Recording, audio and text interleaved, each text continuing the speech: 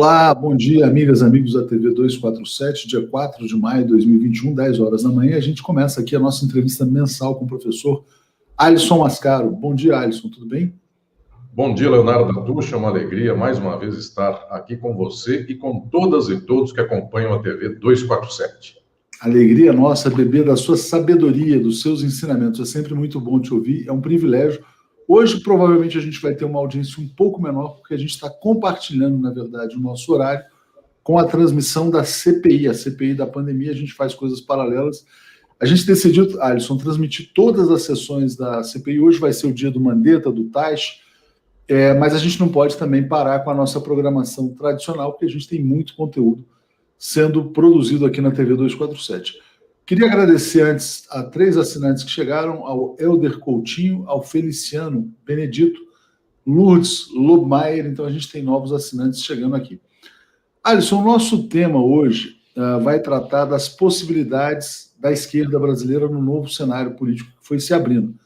A gente viveu a suspeição do ex-juiz Sérgio Moro. Entre a nossa última conversa e essa, a gente teve a devolução praticamente definitiva dos direitos políticos do ex-presidente Lula, a suspeição do ex-juiz Sérgio Moro e o próprio Lula se movimentando politicamente, né? Ontem ele foi a Brasília e começou a articular a sua candidatura a um terceiro mandato presidencial. Muita coisa mudou e, ao mesmo tempo, essa CPI começa a atingir o coração do bolsonarismo, né? Ou, de certa maneira, a enfraquecê-lo. Como é que você vê essa mudança de conjuntura de um mês para cá e como é que você avalia a qualidade dessa mudança, antes da gente começar a aprofundar nas questões mais específicas? Leonardo, o nosso tempo mensal destes últimos acontecimentos nos revela algumas peculiaridades. A primeira delas, o governo atual, ele efetivamente está podre para cair, mas também, ao mesmo tempo, ele tem algumas estacas que eventualmente fazem com que a sua manutenção se dê até o final do período do mandato, ou eventualmente ainda haja grande chance de ser a aposta dos elementos reacionários, conservadores do capital para ficar mais um mandato. Efetivamente, o que estou aqui dizendo é que nós temos, no mesmo momento histórico, desde a possibilidade mais radical de queda até também a outra possibilidade de manutenção do quadro como está. O mesmo se dá via reversa com o caso do ex-presidente Lula. Há um mês e meio ou 2, não se imaginava que ele teria as condições jurídicas e judiciais para que pudesse disputar um terceiro mandato de presidente da República. E então, repentinamente, tudo isto se muda, altera, quando então, por meio de uma decisão que veio por lá tentando salvar a Operação Lava Jato mediante o ministro Fachin, mas em reação já às decisões sobre toda a estrutura, sobre o mérito do que havia sido feito com a Operação Lava Jato, liderado tudo isso aqui pelo ministro Lewandowski, pelo ministro Gilmar Mendes e outros mais. Então, em 2 meses, o quadro que estava totalmente bloqueado para a alternativa do ex-presidente Lula, este quadro se abriu. O que estou dizendo é que tem uma especial irritação com aquelas e aqueles que têm a certeza de que para daqui um ano e pouco acontecerá isto ou aquilo. Nós estamos vivendo uma quadra da nossa reprodução social, da nossa sociabilidade, na qual as possibilidades extremas estão presentes ao mesmo tempo. Então, nós podemos tanto dizer que existem condições para que o Bolsonaro caia até o ano que vem, quanto existem condições para que ele vença a próxima eleição. E isso é altamente peculiar. Por quê? Porque o capital que controla tudo, nem ele sabe quais são as cartas que ele vai usar ou que ele tem à manga para poder utilizar. De tal modo que Bolsonaro desgastado, mas sem que caia, é uma carta possível. Lula, na beira de retomar uma espécie de resolução do problema agudo da crise de hoje, também é outra carta, que não se sabe se será utilizada ou não. Então, eu quero propor aqui aos nossos telespectadores da TV 247 uma leitura científica do momento presente, que encontrará, nas circunstâncias do que aconteceu neste último mês, uma espécie de estoque de urgências que poderão ou não ser resolvidas no futuro. É como se portas de emergência estivessem destrancadas, mas ainda encostadas, fechadas, de tal modo que de Lula a Bolsonaro, todas as cartas estão na mesa para o capital e até agora nenhuma delas se revelou como a carta definitiva. Então nós observamos, por exemplo, como é que os passos que vão e voltam se dão, inclusive, com o ex-presidente Lula. Eventualmente, ele ganha um poder de negociação muito imediato, mas ato contínuo vai lá o governo federal e, em comunicação com a Rússia, impede a reunião do embaixador com o ex-presidente Lula. Ou seja, nós estamos no zigue-zague. Isto revela que todas as cartas estão na mesa, só que nós não sabemos ainda como os jogadores principais se comportarão com essas cartas. Olha, o seu resumo é brilhante, é fantástico e revela o nosso grau de incerteza que a gente vive hoje. De fato, é muito difícil cravar, porque eu vejo algumas pessoas fatalistas, né, dizendo o seguinte: não, olha, Bolsonaro não cai, não há nada que o derrube, e você diz é um governo podre que pode cair a qualquer momento. Porque ele já apodreceu, mas vem sendo mantido apesar do cheiro ruim que exala. Ao mesmo tempo, eu vejo muitas pessoas também extremamente otimistas, já considerando o Lula como presidente empossado, né, ou quase empossado. De um extremo, não estou querendo dizer que o Lula seja um extremo, não, mas vamos dizer assim, longe disso. Mas de uma alternativa a outra, então todas essas possibilidades estão em aberto, né, para você. E você diz assim, para o capital. Por que você coloca para o capital? E antes de te devolver, só agradecendo aqui a Elô, dizendo, meu melhor momento de aprendizado do mês com o professor Alisson Mascaro, e Andréia Moraes também te elogiando. Por que você enfatizou para o capital? Porque, por enquanto, nós não conseguimos concretizar nenhuma alternativa popular de grande impacto na sociedade.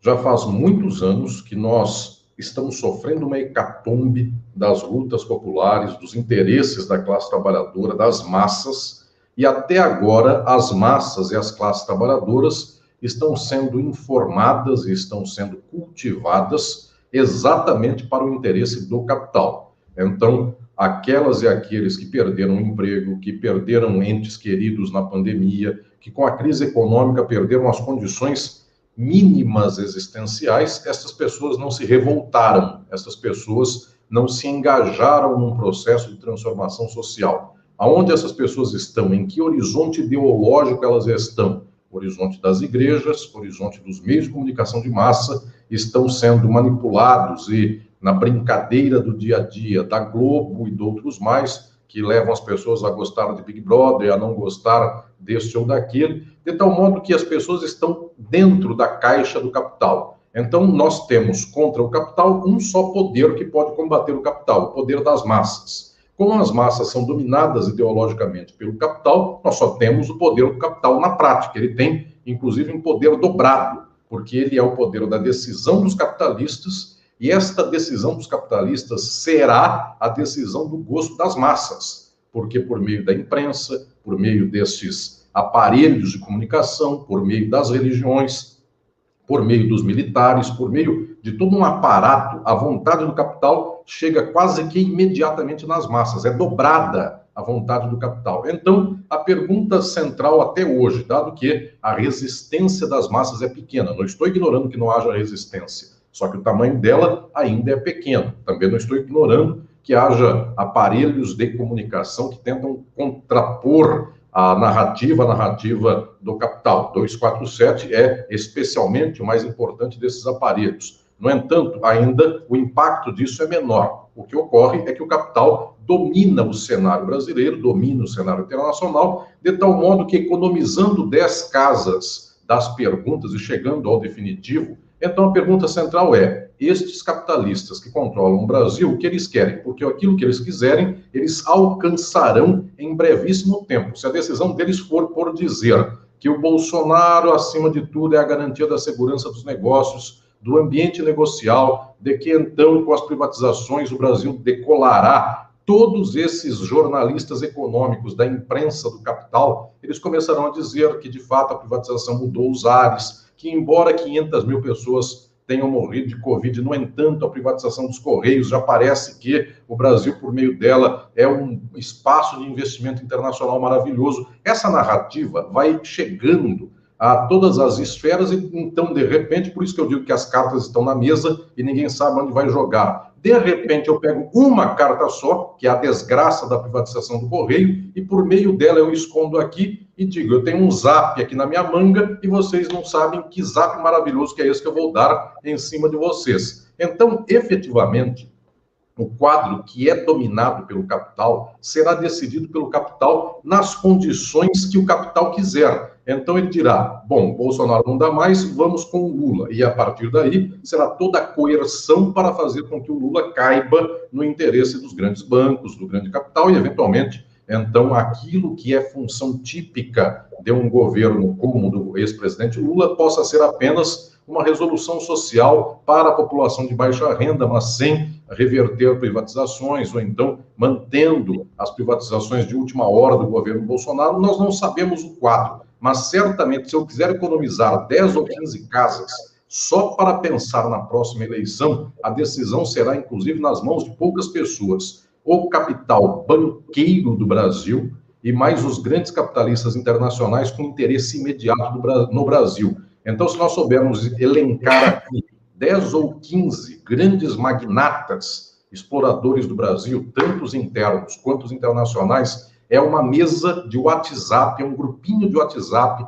destes 15 que definirá o país. Então, essa gente que por aí fez esse grupinho de WhatsApp de 6 candidatos do Centrão, que agora eles se comunicam e eles brigam entre si para ver quem vai ser o representante dessa gente, esse grupinho de WhatsApp não vale nada. O que importa é um grupinho de 2 grandes bancos do Brasil, que inclusive nem é grupinho de WhatsApp, é conversa de um com o outro, mais uns 4 por aí, junta Globo, junta outros mais. Este grupinho de 10 WhatsApps definirá se será Bolsonaro, Lula, nenhum dos dois, uma terceira alternativa ou qualquer coisa que a gente nem está imaginando. Esta é a economia científica para chegar à decisão. Outra coisa, que isto é o que nós temos conversado a vida inteira, e eu tenho, inclusive, muito insistido, é como é que nós podemos fazer o contrapoder popular. Isso é uma estratégia de médio e longo prazo que deve ser feita, mas a pergunta, o que acontecerá amanhã, eu devolvo com a seguinte resposta. Amanhã, basta perguntar para os 10 maiores exploradores do Brasil, que eles responderão. Por um acaso, eles também não sabem, e por causa disso, o amanhã será, desde Bolsonaro dando um golpe sendo aplaudido, Bolsonaro reeleito sem golpe e também aplaudido, Bolsonaro defenestrado, Lula no poder ou qualquer outra coisa que aconteça. Então está naquela situação como das primaveras árabes, nas quais não se sabe o que acontecerá com o Saddam Hussein ou com o Muammar Gaddafi. Eventualmente eles podem ser enforcados, mortos num buraco, qualquer coisa dessa, ou podem pegar um jatinho e se salvar, ou podem dar uma volta grande e manter o poder. Tudo está em aberto. Não, muito boa essa sua leitura e reforçando esse grau de imprevisibilidade que a gente vive. Agradecendo aqui a Sani Campos, que se tornou assinante, Alisson. E eu queria, então, compartilhar com você uma entrevista que chamou muito a minha atenção hoje de manhã, do João Pedro Stedley, líder do MST. Ele fala algo parecido com o que você diz. Ele fala assim, a burguesia está atordoada, não sabe o que fazer com o Bolsonaro. Ele também diz assim, olha, ela está atordoada, confusa, dividida entre uma direita burra, que ainda aposta tudo no Bolsonaro, e uma direita gourmet, que está envergonhada dele e não criou coragem para tirá-lo. Ele também fala que nas condições atuais o jogo vai ser decidido pela burguesia.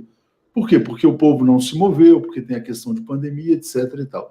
Você tende, então, a concordar com esse cenário? Bom, acho que você já concordou antecipadamente, dizendo que nas condições atuais, como toda a ideologia está sendo controlada pelo capital, o povo não se mobilizou e esse jogo tende a ser decidido em margens muito estreitas. Mas como é que você avalia, então, a fala dele? Sim, concordo com a avaliação de João Pedro Stedley.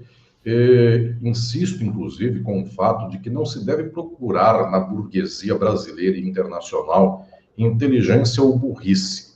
Isto eu gostaria de tirar da mente dos nossos companheiros e companheiras que aqui nos escutam. Não façam um juízo moral sobre o capital e a burguesia. Isso é errado cientificamente. Quando nós dizemos assim, A burguesia do Brasil deu um tiro no pé, ela é idiota, ela inflou um pato na Paulista para depois perder as condições econômicas. Então, esses empresários por aí que foram contra a ProUni, FIES, depois não tem onde vender mensalidade nas faculdades, nem tampouco o cara da padaria na frente da faculdade agora tem cliente para vender hot dog. Todo mundo entrou numa onda de burrice. Não pensem assim.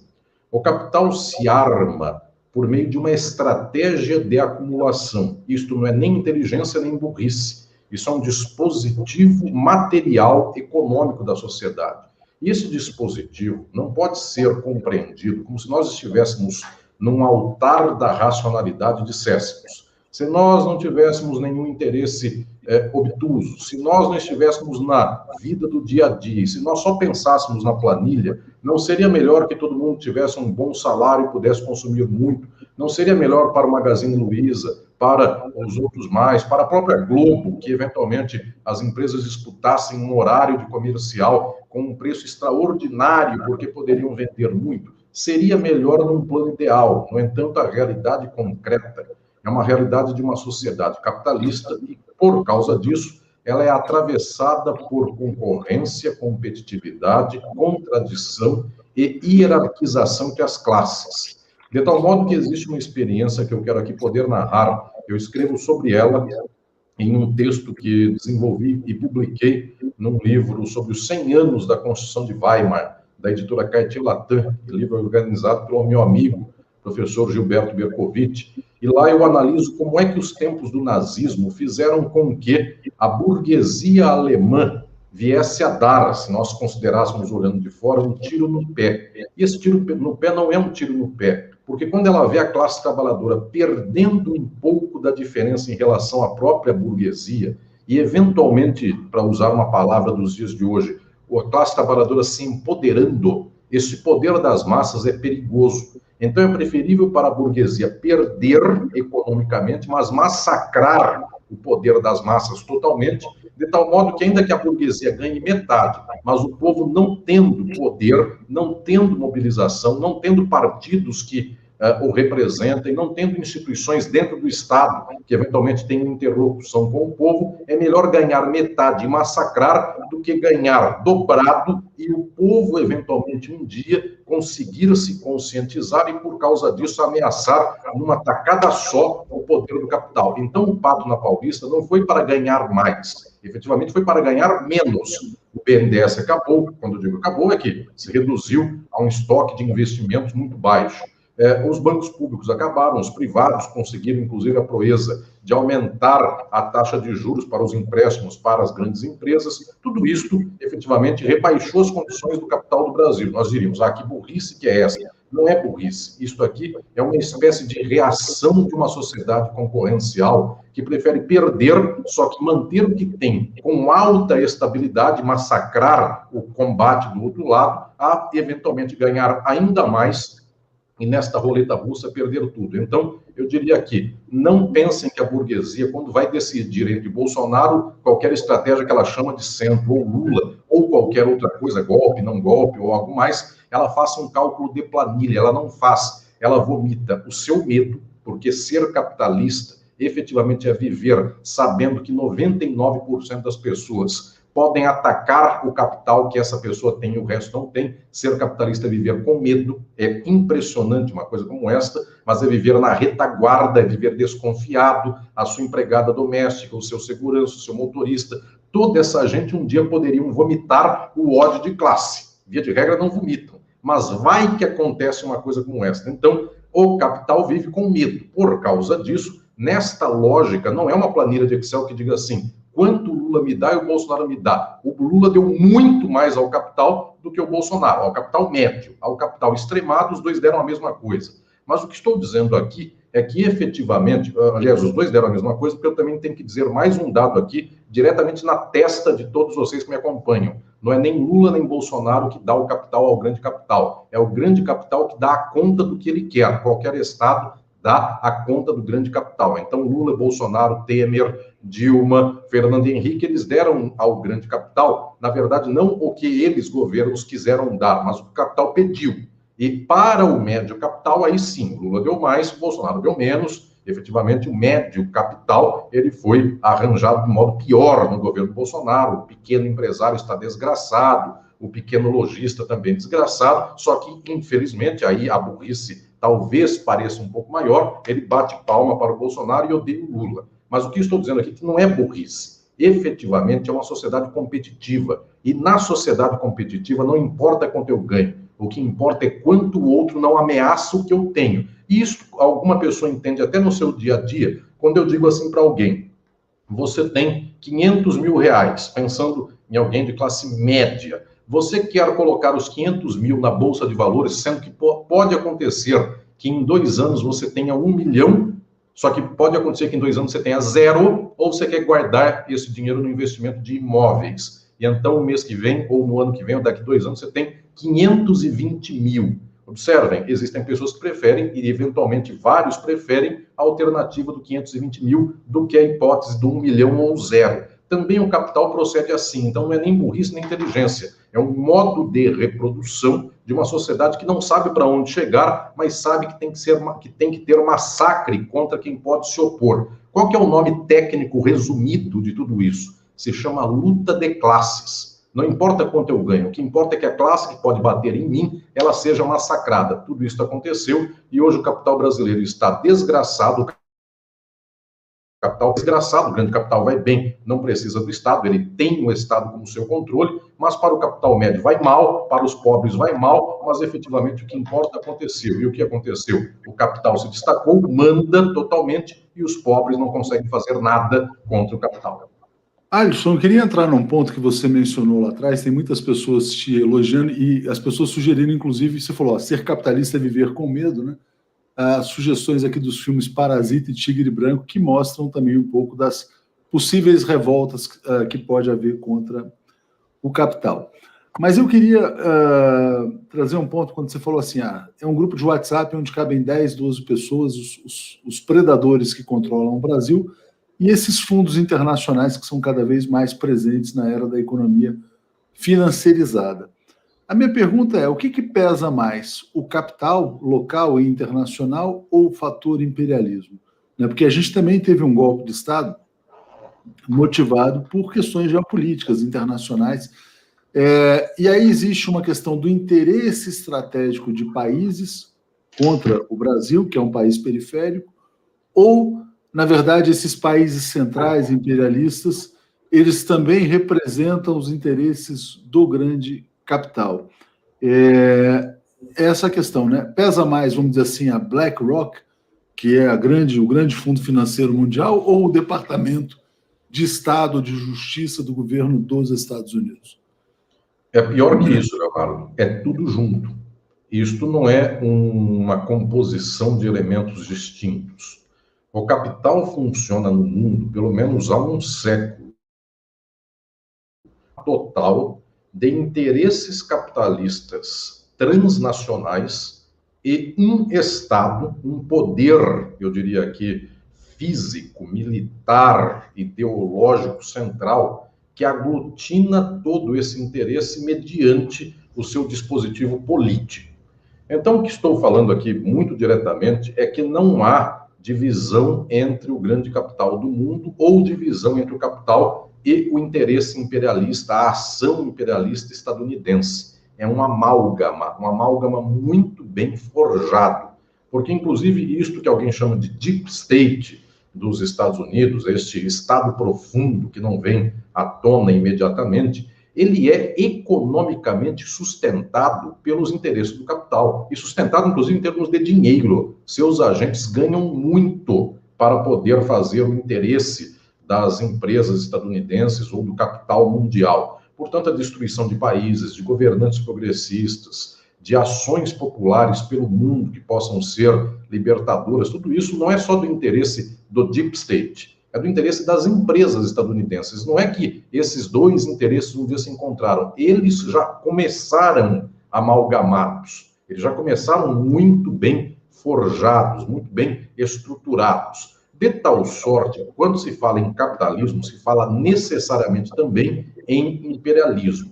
E quando se fala em capitalismo, não tem condição de dissolver a leitura do capital da leitura do Estado. Quando eu publiquei, alguns anos atrás, um livro que foi muito chocante, que se chama Estado e Forma Política, da editora Boitempo, um livro que está sendo traduzido pelo mundo todo. Esse ano sai a sua tradução para o russo, inclusive, lá na Rússia. Quando eu publiquei esse livro, eu disse por lá que a sociedade capitalista não vê oposição estrutural entre capital e Estado. O Estado é uma forma do capital. Aonde houver Estado, há o interesse do capital. Claro, não é totalmente, não é 100% o interesse do capitalista. Pode acontecer de que o Trump puxe para alguns interesses capitalistas e o Biden puxe para outros interesses capitalistas, o Bolsonaro para uns, o Lula para outros. Mas isso é uma espécie de franja do interesse econômico. O central, que é a estratégia de acumulação, essa estratégia vem da materialidade econômica, não vem da política. A política aqui é uma espécie de derivação da materialidade econômica. Então, o que estou dizendo nesse quadro é que não tenhamos ilusão de que haja uma burguesia brasileira que vai salvar o Brasil. A burguesia brasileira está investindo no mesmo banco internacional que investe a burguesia estadunidense. A mesma informação acontece. Inclusive, a sociabilidade das elites brasileiras, de qualquer capitalismo do mundo, é a mesma sociabilidade estadunidense. Miami. As pessoas efetivamente vão para Miami, elas circulam nos Estados Unidos. Então, lá nos Estados Unidos, tomando um cafezinho com outro capitalista estadunidense, e esse capitalista diz assim: olha, apliquei em ações, foi muito bom. O brasileiro escuta e também faz a mesma coisa, ou seja, existe um ambiente do grande capital, como existe também para a classe média já, um ambiente da classe média servidora do grande capital. Então, existem administradores de empresas, CEOs, advogados, juristas, economistas do Brasil que funcionam numa espécie de mercado internacional. Eles falam a mesma linguagem internacional, eles pensam do mesmo jeito, eles veem o mundo inteiro como uma espécie de Faria Lima universal, esses Faria Limers da vida ou coisas assim. Então, isso é uma cultura do capital que perpassa o mundo inteiro. Não tenho condição de dizer que haverá uma burguesia nacional que se levantará contra a burguesia dos Estados Unidos e dirá: aqui a minha nação se levantará. Mentira. O que acontece é que, de vez em quando, por causa de interesses do Estado brasileiro, eventualmente se lança aqui uma burguesia muito próxima do Estado. Mas observem a desgraça. As construtoras brasileiras, que são próximas do Estado, concorrem com as estadunidenses, deveriam, inclusive, saber que elas são suas inimigas. Os donos dessas empresas, ideologicamente, têm cabeça estadunidense, cabeça colonizada, imperialista.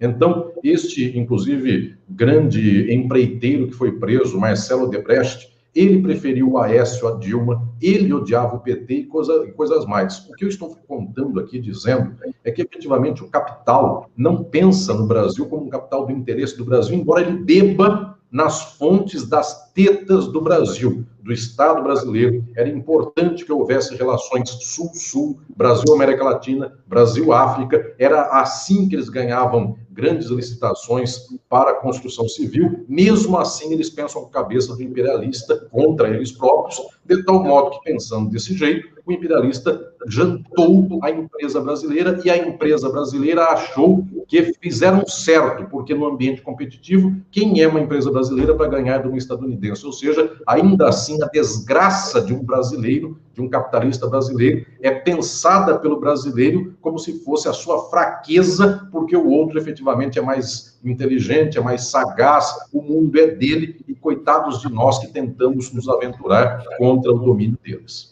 Muito interessante, acabaram sendo engolidos, né? Mesmo sendo uma burguesia associada ao Estado brasileiro, né? Porque estavam inseridos nessa lógica do grande capital, de uma maneira geral. O Wilton está perguntando aqui: professor, você concorda com a frase: a miséria não leva o povo à indignação, mas sim à submissão?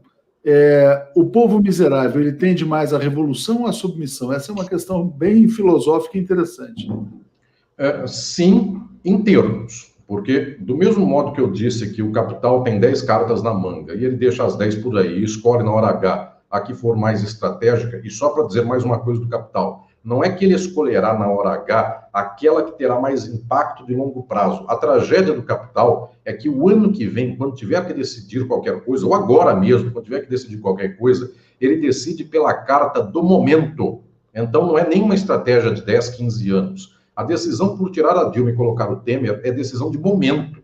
Estraga um país em longo prazo. No entanto, é decisão daquele dia. Dado o Eduardo Cunha, dado o Aécio Neves e toda essa gente que era de Deus e da moral, Aécio Neves, Eduardo Cunha e outras pessoas mais que são de Jesus, e dado a Dilma, que era do demônio, então a decisão é essa, do dia corrente. Então, o que estou falando aqui para amanhã, a carta do capital não será a carta de longo prazo, será a carta que ele encontrar por aí, porque alguém escorregou na casca de banana, então sobrou o outro, e é isso, é uma decisão praticamente aleatória. Eu publiquei o ano passado, inclusive, um livro muito filosófico sobre a questão de como o aleatório se relaciona com as determinações sociais, da editora Contracorrente, inclusive, editado pelo nosso querido amigo Rafael Valim, esta obra minha para pensar como é que o aleatório se enquadra nas formas sociais. Muito bem, então agora eu vou falar do povo. O povo, quando está na miséria, ele efetivamente vai sucumbir à própria dominação do capital e vai ser um povo submisso ou vai ser um povo revolucionário? A mesma carta serve, apenas agora o jogo não é nos salões dos clubes da elite, agora é no bar do Zé, na esquina. E qual que é a carta do bar do Zé na esquina? Numa mesa de plástico e o pessoal tomando cerveja antártica, enquanto o grande capital toma essas IPAs aí bem produzidas. Enquanto o jogo é popular, a questão é como reage alguém, como reagem as massas numa vida que é desgraçada, a pessoa tem que sobreviver, ela tem 2, 3 filhos, ela ganha R$500 por mês, ela não tem casa, ela não tem poupança. Qual é o ímpeto de vida de uma pessoa como essa? Via de regra, é um ímpeto conservador. Essa pessoa não pode arriscar muito a vida, porque a vida dela será levada à total desgraça. Ela já é relativamente desgraçada, será levada à total desgraça. Então é óbvio que na reprodução social capitalista cotidiana, esta vida é uma vida conservadora. Por isso que eu digo, as estacas do capital são de tal modo postas que a pessoa não tem outra alternativa na vida a não ser se submeter. Se eu não tenho nada para sobreviver, a não ser ter salário, como é que eu vou me insurgir contra o capitalista? Então, toda vez que as pessoas me perguntam, o pobre é de direita, que tristeza, eu sempre digo, ensino isso, numa sociedade capitalista, todas as pessoas são de direita. A pergunta central é como é que algumas pessoas podem superar esta condição de direita? Como é que elas podem se insurgir contra o sistema? E agora eu vou apontar aqui as condições eventuais nas quais o povo se levanta para não ser submisso. Não é só o Brasil, o mundo inteiro é assim. Primeira delas, quando há um movimento que vetorize as massas, vetor, que dê direcionamento. É aquilo que se chama, na tradição leninista, de Lenin, a vanguarda. Quando há uma vanguarda, as pessoas podem até ter um exemplo de como ir para trás, de como ir atrás da vanguarda, mas acompanhando e avançar, ir para a frente com a vanguarda. Então, no nosso momento presente no Brasil, esta é a tristeza. Nós não temos movimento político de esquerda de vanguarda. Nós temos também uma esquerda que está na mesa do grande capital, jogando com uma carta, dando blefe na carta, tacando carta na testa, fazendo piada, enfim, todas as coisas mais, mas a gente está jogando o jogo do capital. A questão é, tem uma esquerda que seja de transformação social, revolucionária, que esteja liderando as massas? Não tem. Claro, uma outra pessoa há, um outro movimento há, mas não massivo, não é uma vanguarda expressiva. Então, por causa disso, o povo também não tem para onde ir. O povo está submisso, porque outra alternativa não há. A outra pergunta é, ainda que não haja vanguarda, mas existe um caldo de cultura de resistência, porque seria a outra hipótese em não havendo vanguarda. Existem espaços que forjam ideologicamente as massas para não serem submissas? Esta pergunta, a resposta também é não. Por quê? Esses espaços ideológicos de abertura de consciência política, de horizonte de compreensão de mundo mais científica, mais materialista, mais concreta, esses espaços são muito poucos. Alguém diz assim, mas a universidade cumpre esse papel. Senhoras e senhores, eu recomendo, inclusive, o próprio Leonardo pode... Transmitimos sua aula muito boa sobre as universidades. A aula que eu dei à Unesp sobre a universidade, depois pode ser acessado o link aí, o Leonardo pode até disponibilizar esse link também, para que reflitamos que a universidade não é um espaço da crítica. A universidade é um espaço que forma profissionais para a sociedade capitalista. Então, é um ou outro universitário. E muitas vezes, quando alguém diz para mim, professor Alisson, eu sou crítico porque sou das ciências humanas, eu já olho com muita desconfiança uma narrativa como essa, porque a crítica é pequena, é pontual. Quando eu digo à pessoa, vamos lá com as massas e vamos liderar o povo, a pessoa diz, não, o meu negócio é fazer pesquisa no laboratório, o meu negócio é fazer pesquisa na biblioteca. Então, é fundamental fazer pesquisa na biblioteca e no laboratório. Eu vivo fazendo isso. No entanto, a vida é mais do que isso. O que estou dizendo é que o espaço da contraposição, ainda que não haja uma vanguarda de luta revolucionária, mas houvesse aqui uma marcação ideológica, está sendo muito pouco. As religiões tiveram, na década de 80, um espaçozinho de abertura, que foi a teologia da libertação. Foi massacrado este movimento. Então, hoje, a pessoa circula no espaço da religião, via de regra, esse espaço é reacionário. Ele vai ao bar, a sociabilidade do bar não é a do Vinícius de Moraes, que faz uma poesia, que conta uma história bonita ou algo assim, uma música boa. A sociabilidade do bar é a sociabilidade também rebaixada, uma cultura muito rebaixada. A molecada ou os velhos, não importa a idade, que vão se divertir. A diversão não abre cabeça, a diversão é um imediato consumo capitalista. Observemos as formas musicais, observemos a disposição de si no mundo. Então não há mais esta iniciativa, eu diria massiva ao menos, não é essa iniciativa de poder se abrir artisticamente. A arte, mais ou menos, é uma forma de consumo. Não resta arte, não resta universidade, não resta sentimento religioso. Jesus é Arminha. Anteontem saíram aí umas pessoas da Ku Klux Klan de Goiás, e não me pergunte o que seria uma Ku Klux Klan de Goiás, dizendo Deus salve os torturadores, ou Deus abençoe, ou qualquer perdoe os torturadores, em nome de Jesus. Então, é uma desgraça social imensa. Resultado, não tem nem vanguarda, nem tampouco caldo de cultura ideológica. Qual é a conclusão? O povo tem que ser submisso ao capital. Agora, por que eu estou fazendo tudo isso, Leonardo, e refletindo aqui com todas e todos vocês? Porque a vanguarda deve surgir. Então, minha luta é para que os partidos de esquerda, que até hoje são da ordem, eles não mobilizam as massas, eles dão benesses às massas, o que já é bastante interessante, mas é só isso. Eles dão efetivamente aumento salarial ou coisas mais, que esses partidos uma hora entendam que não podem ser a geni da música do Chico Buarque, que quando eles interessam ao capital, vai lá, viva a geni, e logo em seguida, quando não interessam mais, tacam pedra na geni. Mais ou menos a esquerda do Brasil é a geni da música do Chico Buarque. Eles precisam acordar para entender que, efetivamente, o que temos aqui é a necessidade de fazer com que a esquerda brasileira entenda o capitalismo e a transformação social, e esta esquerda possa vetorizar as massas. Então, se essa esquerda um dia se tornar uma esquerda que vislumbra a transformação social e a revolução, metade fizemos. A outra metade eu tenho falado, escrito, refletido, tenho me esgoelado a vida inteira para ver se a gente abre cabeças ideologicamente para ter espaços de resistência. Posso dizer, Leonardo, eu não sou alguém desesperançoso quanto a isto. Eu vejo, inclusive, o impacto desta reflexão e vejo quanto, inclusive, as pessoas hoje têm mais orgulho em dizer que é preciso uma luta transformadora, revolucionária. Já estamos parando com esta leitura, eu diria, fraca, essa leitura covarde, que diz assim, não, vamos aceitar o capital, apenas vamos pedir alguns descontos. Mais ou menos, eu digo, inclusive, da minha experiência de tantos anos produzindo esta obra teórica, filosófica, meus livros, minhas falas, eu já fui reduzindo bastante o espaço dessas pessoas que acreditam em fantasia, que acreditam em beija-flor, apagando incêndio da floresta, ou coisa assim. Já vejo a nossa consciência ideológica um pouco mais vetorizada para a luta. Isso deve ser feito. E também, em algum momento, estes grandes vetores das massas políticos, que são partidos políticos, sindicatos, grandes órgãos de esquerda, quem sabe eles começam a se direcionar para uma leitura de combate, de assumir que há luta de classes e, portanto, tomar a posição de uma classe que se contrapõe à outra e que se contrapõe ao capital. Se um dia nós tivermos um presidente da República que fale em socialismo, até agora não tivemos nenhum, nem João Goulart, nem Getúlio Vargas, nem Lula, nem Dilma. A Dilma falava quando jovem, o Lula nunca falou, o Getúlio nunca falou, o João Goulart falava em reformas de base, que são um eufemismo para qualquer coisa. Pois bem,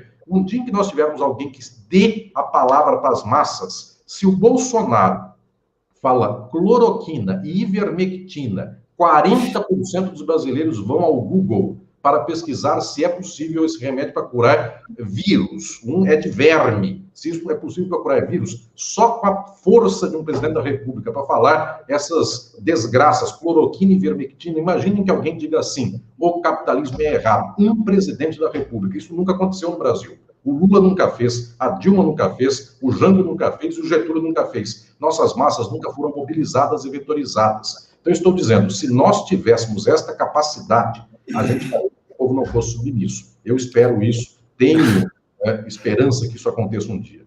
Nem o Partido Socialista no Brasil fala em socialismo, né? Enfim, diretamente. Mas deixa eu colocar aqui comentários. Antes, queria agradecer a Clélia e a Leila, que se tornaram assinantes. Ao José Maurício, que fala assim: olha, aprender com o Dr. Mascaro é mais produtivo do que 10 CPIs. O Fábio Pique fala: o PCO é a vanguarda do Brasil, é o único partido que chamou os trabalhadores a se mobilizar no 1º de maio. Vamos sair das lives e ocupar as ruas.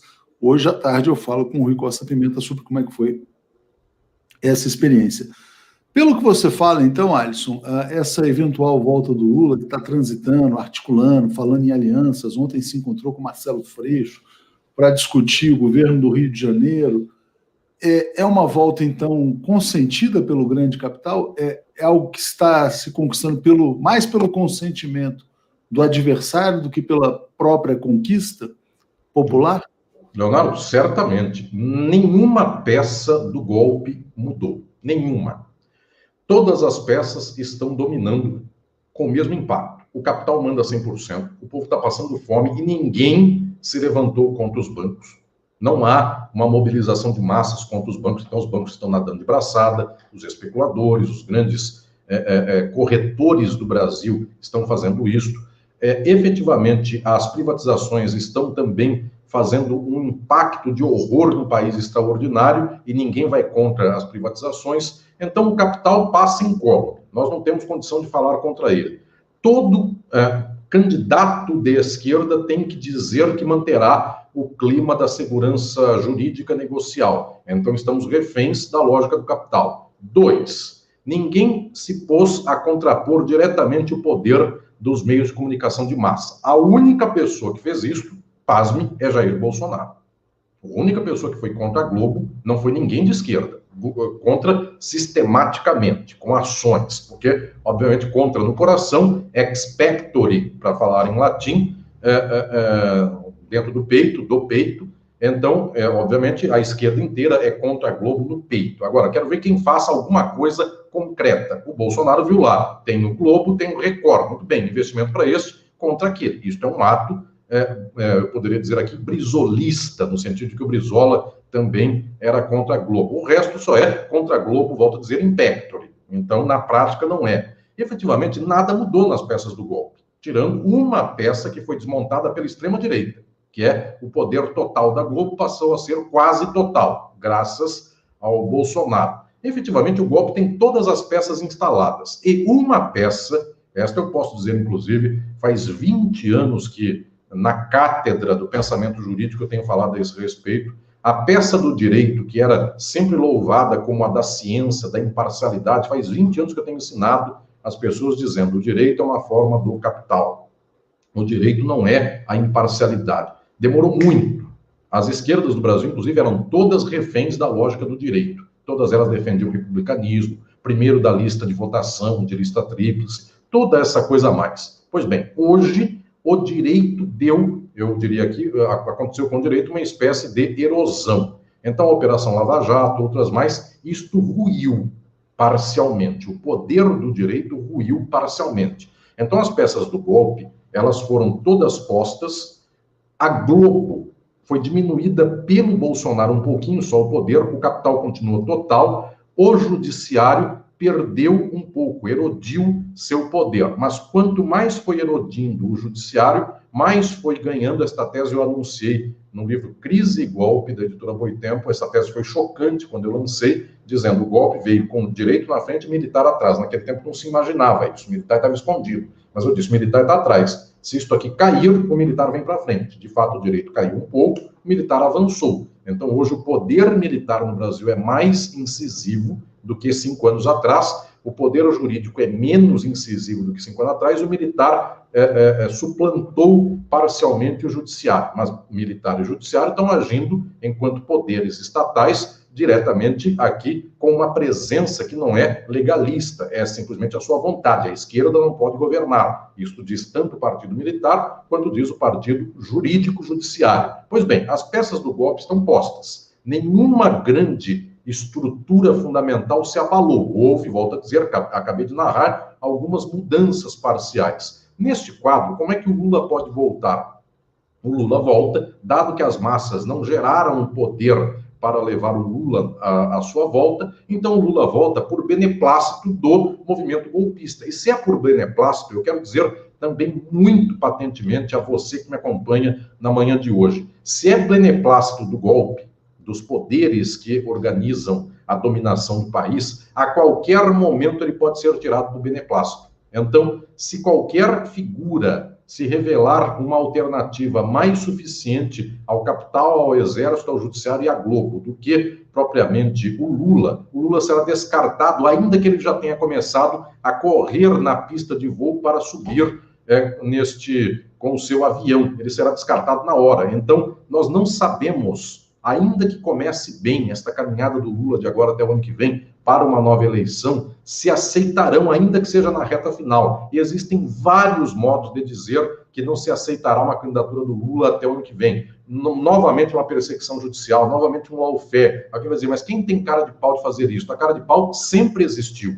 E esta cara de pau será, tá vendo? Não é mais só Curitiba que julgou, agora é juiz de Brasília, juiz de São Paulo, e agora é a prova que não é lawfare. O lawfare se faz exatamente com estas máscaras do próprio lawfare. Então não dá para dizer que mesmo que o Lula consiga aglutinar de agora até o ano que vem um grande espectro político do Brasil, que a carta do capital na última hora ainda será contra ele, porque dói na mão do capital jogar o as em cima da mesa do Lula. Então ele vai pensar 500 vezes se joga ou não joga, mas ele vai eventualmente deixar o Lula brincar de que pode ganhar. E eventualmente ele pode ganhar, porque não há outra carta na mesa. Só que estou dizendo aqui, esse processo é por beneplácito do capital. Agora, o que cabe à luta transformadora do mundo não é ficar olhando para esse cenário. O que cabe é lutar nas massas, empoderar as massas. A minha ideia lá do Centro Socialista, o deputado Glauber Braga está, inclusive, com muita intensidade lutando com esta movimentação. Meus companheiros e companheiras de Brasília inauguraram o Centro Socialista este final de semana.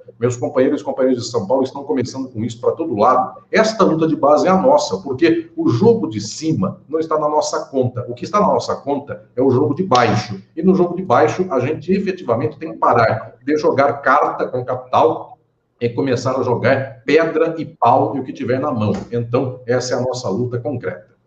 Obrigado, Alisson. A sua fala realmente provoca, faz pensar bastante, e eu acho que muita gente vai sair daqui enriquecida por essa sua entrevista. O Daniel está dizendo assim, bom dia, o professor falou que nunca um presidente declarou que o capitalismo é errado. Isso não seria uma manobra de sustentação do governo, pois se declarasse, as empresas se voltariam contra? Lembrando, inclusive, que o Lula chegou ao poder em 2002 com a carta ao povo brasileiro, que prometia justamente a manutenção dos contratos, da estabilidade, etc. e tal. O Daniel Giacomo dizendo, exatamente, em 2018 o candidato antissistema era Bolsonaro. O representante do partido que levou o golpe estava ocupado defendendo as instituições golpistas, né? Dizendo, e é interessante, né? Porque o Brasil tem uma esquerda institucional que defende essas instituições que deram o golpe, como você falou, podem voltar a dar. Eu queria te pedir, Alisson, então, só para responder rapidamente essa questão do Daniel, que coloca, mas não é arriscado demais se declarar socialista? Não é exatamente, vamos dizer assim, decretar uma espécie de suicídio político num país onde o capital é tão forte como o Brasil? Vou te pedir para responder rapidamente essa questão, porque eu tenho uma provocação para te fazer no final. Se é sustentável alguém chegar com esse tipo de fala, não, sou socialista e ponto final. Como, aliás, o Bernie Sanders nos Estados Unidos. Sim. Falou, mas foi descartado. Se correr o bicho pega, se ficar o bicho come. Portanto, já dizia a velha música. Se nós defendemos as instituições e vamos tentando fazer reformas de pouco em pouco, o Vargas deu um tiro no coração porque tentou, não conseguiu. João Goulart foi apiado do poder. Juscelino, que nem é uma pessoa de esquerda, é uma pessoa de centro, inclusive do capital, quase não assume o mandato porque havia um golpe preventivo contra a posse do Juscelino. E olhem que o Juscelino nem é, tecnicamente, alguém que possa abeirar-se de qualquer coisa de esquerda, mas ele também não assumiu o poder, embora eleito. Lula fez o que fez e depois foi preso, Dilma foi golpeada. Então, todo mundo que não quis enfrentar o capital para poder fazer o que fez, a resposta foi essa. Então, o que estou dizendo aqui é que se ficar o bicho come, agora, se correr o bicho pega. E o que seria correr o bicho pega? Enfrentar o capital. Qual é o rescaldo de enfrentamento do capital, sabendo que vem um bloqueio, sabendo que vem um paredão? É a consciência das massas. Porque, observem, essa gente da cloroquina viverá ainda 20 ou 30 anos defendendo o fim das instituições, defendendo o golpe de extrema-direita, eu autorizo o mito e coisas mais. E de onde veio essa gente? Essa gente veio de 64. Essa gente é o rescaldo de 64. Não estou dizendo que todo mundo viveu aquele tempo, mas é o filho do pai que viveu aquele tempo e que ouviu na Voz do Brasil, ouviu na Rede Globo, na Tupi e outras mais. Só não viu na Excelsior, porque foi a televisão caçada. Mas nas demais ele ouviu que comunistas eram um perigo, que era preciso defender a ordem, ser de direita. O filho desse pai, hoje, é o senhor que vai aí nas manifestações de domingo, enrolado na bandeira do Brasil. Esse senhor terá filhos também, já tem filhos. Então, a gente está alimentando aqui um caldo de reacionarismo que já vem de muito tempo. Agora, observem, se eu tivesse a condição de alimentar no país com grande capacidade, não simplesmente esta resistência pontual, mas com uma enorme capilaridade, uma resistência das massas, o Brasil virava a capacidade de resistência que tem a Bolívia. Porque o Evo Morales começou a dizer, movimento ao socialismo. Quem é pobre e indígena é socialista. Muito bem, ele caiu, houve um golpe, os Estados Unidos chegaram, pegaram os bens, os recursos naturais da Bolívia, ato contínuo. Quando conseguem fazer uma eleição, volta o movimento ao socialismo. Venezuela, mesma coisa.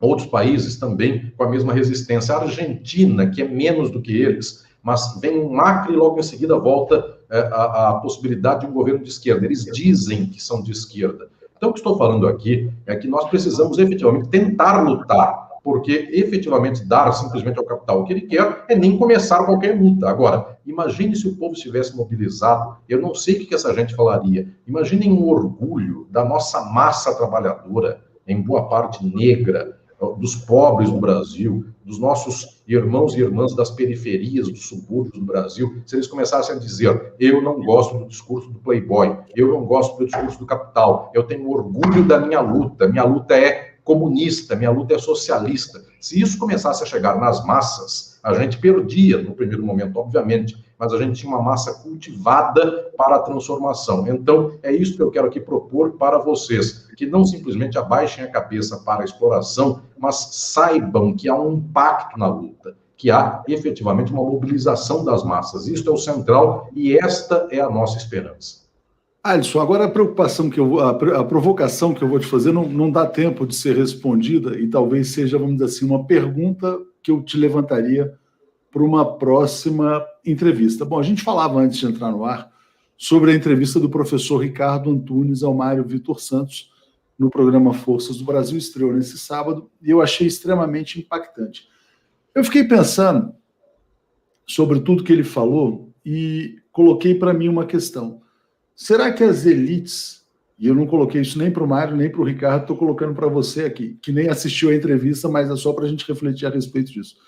Será que as elites não vão nos trazer, dentro de alguns anos, um socialismo de fachada, como resultado do estágio atual do capitalismo? Eu vou me explicar por quê, né? O capitalismo ele depende de recursos naturais, que são finitos. A gente tem um planeta que é limitado. Ao mesmo tempo, ele prescinde cada vez mais do trabalho humano. A gente está vivendo revoluções tecnológicas, etc. e tal. O trabalho é cada vez menos necessário e é cada vez mais menos protegido e com uma remuneração mais aviltante. E aí o Mário chegou a colocar essa questão para o Ricardo. Bom, mas não seria da lógica da expansão capitalista exigir maiores salários, maior mercado, etc. e tal, para a máquina continuar numa, vamos dizer assim, multiplicação permanente? Isso pode esbarrar em limites naturais. Se isso esbarra em limites naturais, será que a lógica agora não vai ser, por exemplo, sair da economia do desejo para uma economia mais do essencial? E a gente está assistindo a um processo também, se a gente olha o que está acontecendo no mundo, até como consequência de pandemia, etc. e tal, um empobrecimento gigantesco das classes médias no mundo, as pessoas falando em renda básica universal.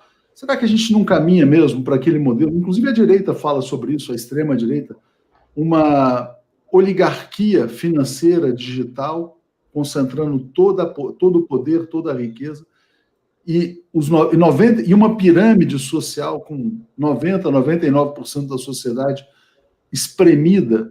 Isso vai ser chamado de socialismo no futuro para acomodar as massas? Não, veja bem, agora somos todos socialistas, mas com uma riqueza ainda mais concentrada. Existe a possibilidade de que o socialismo seja a nova tacada do capitalismo nesse estágio atual? Era só isso que eu estava pensando. Não sei se eu falei uma grande besteira, mas se pode fazer algum sentido. Este tema é tão especial, eventualmente é o tema da minha vida. Quem quiser ler sobre ele, eu tenho a parte final desse livro, Filosofia do Direito, meu livro, Filosofia do Direito, capítulo 15. Toda a parte final são as leituras possíveis para o que acontece na sociedade contemporânea. Eu diria que as leituras mais sofisticadas e mais científicas dão 3 respostas possíveis para isso. 3. Então, é o que eu chamo de 3 possibilidades da leitura científica crítica contemporânea, marxista e crítica contemporânea. Uma delas diz assim: o capitalismo vai chegar ao colapso. Então, muitos dizem isso. Robert Kurtz foi o primeiro a anunciar isso. O capitalismo vai chegar no colapso. Exatamente o que o Leonardo está dizendo aqui, das questões ambientais, das questões dos recursos naturais. Ele chega no colapso, só que ele não sabe sair do colapso. Uma leitura de Kant diz assim: um dia as massas, de tanto viver no colapso, elas se levantam. Então é a leitura do Tony Negri na Itália, a leitura do John Holloway na Inglaterra e no México, que as massas vão se levantar e a multidão fará a transformação social. Existe a leitura mais sofisticada que busca entender como é que os mecanismos da própria sociabilidade capitalista buscam impedir o colapso e também, ao mesmo tempo, buscam fagocitar a explosão das massas. Esta é a leitura, eu diria, mais refinada. Ela trabalha com as formas sociais. Por isso que eu tenho um livro chamado Estado e Forma Política, porque a pergunta é: no dia em que os recursos começarem a se abalar profundamente, que o povo começar a viver na miséria total, inclusive a classe média, como é que as formas sociais reagem a isso? Como é que elas tentam retardar as leis tendenciais da crise do capital? Quais são as contratendências? Então, por isso que o processo é aberto. Porque, Leonardo, sim, esta é uma hipótese, mas também as formas do capital, da política e da sociedade tentarão modular em favor da acumulação todas essas possibilidades. Então, a gente, eventualmente, talvez possa iludir o povo dizendo que agora a miséria de todo mundo chama socialismo, mas talvez não dê certo. São todas as possibilidades. Por isso que eu estou dizendo aqui, se nós tivermos a compreensão deste debate científico sobre essas questões, nós saberemos andar melhor por esse caminho. Semana que vem sairá, também da editora Contracorrente, um livro de um grande orientando meu, que é o Camilo Caldas, sobre a teoria da derivação do Estado e do Direito. Exatamente esta tese muito refinada de dizer como é que as formas derivam uma da outra e quando elas encontram a crise, elas chegarão a poder retardar ou avançar com a crise. Nós não sabemos. O que importa, Leonardo, é que da nossa parte nós temos que estar preparados para superar o sistema do capital, mobilizar as massas para isso. Esta é a nossa única possibilidade e depois, conforme a apresentação do quadro, nós vamos vendo quais peças se movem, quais são as fundamentais. E, para encerrar, eu lembro do velho Lenin. Quem vê essa corda inteira, quem vê essa corrente inteira, que é indestrutível, imagina o seguinte: eu não consigo transplantar nada disso. É uma corrente de 100 elos de aço muito bem forjado. O Lenin diz assim: basta procurar um elo da corrente só, o mais fraco dos 100. Eu concentro toda a energia nele, quebro este elo da corrente. Automaticamente a corrente inteira quebrou. Então, qual é o elo fraco da corrente do capitalismo? Precisamos ter muita ciência para descobrir esse elo. Pode ser meio ambiente, contradição social, falta de domínio ideológico, qualquer coisa. Ao descobrir isso, a sociedade pode ser transformada. Olha, eu esperava uma resposta de 3 horas, você conseguiu resumir em 3 minutos, foi muito interessante. porque realmente eu acho que essa questão está colocada. O sistema marcha para um colapso, isso aí parece óbvio. A reprodução dos padrões de consumo das elites endinheiradas é impossível, ela esbarra em recursos naturais, em desigualdade, em vários fatores, e eventualmente essa questão socialismo pode vir até como uma acomodação, pode se tornar, eu vejo algumas pessoas aqui que têm medo, aversão ao socialismo, alguns nos comentários, mas pode virar moda. O socialismo pode virar uma moda trazida pelo capital ou pelo sistema como uma forma de preservação, né? Enfim, acho que pode ser interessante para a gente estudar aí para frente. Alisson, queria te agradecer muito, foi muito bom te ouvir. A gente continua transmitindo CPI, Giro das 11, programa do Mauro Lopes daqui a pouco, e vamos ter novas conversas em breve. É sempre uma riqueza tremenda, né? Excelente reflexão, como diz aqui a Rosa Maria. Obrigado mais uma vez. Obrigado, Leonardo. Mês que vem eu volto para refletir com você sobre para onde vai o capitalismo. Será o nosso tema do mês que vem, então, exatamente o que você levantou hoje. 2 horas, então. Vamos fazer um Beleza, pouco mais. Coisa boa. Grande abraço. Bom dia para todas e todos. Obrigado.